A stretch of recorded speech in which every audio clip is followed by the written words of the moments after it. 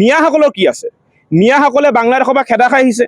আজিও যদি মিয়া যদি আমি চোলা দাঙি যদি চাবলৈ হয় পিঠিত কাটা এটা দাগ ওলাব।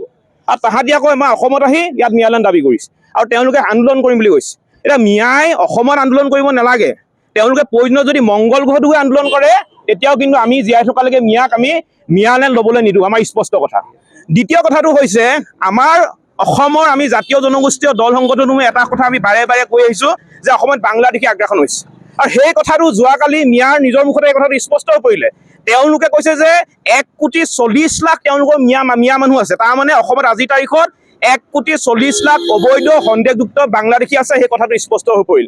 তৃতীয় কথাটো হৈছে এই অবৈধ যিসকল সন্দেহযুক্ত নাগৰিক, এই নাগৰিকসকলে যে মিয়ালেণ্ড দাবী কৰিছে, ইয়াৰ ফলত আমাৰ অসমত যিসকল খিলঞ্জীয়া ভূমিপুত্ৰ মুছলমান আছে, গৰীয়া মৰীয়া দেখি জলহা, এইসকল ব্যক্তিলৈ কিন্তু জীৱনলৈ ভাবুকি নামি আহিছে। আৰু এইদৰে আগ্ৰাসন হৈ থাকিলে 2030 চনৰ আগত খিলঞ্জীয়া মুছলমান ভূমিপুত্ৰসকলৰ কিন্তু অস্তিত্ব অসমত নাইকিয়া হ'ব।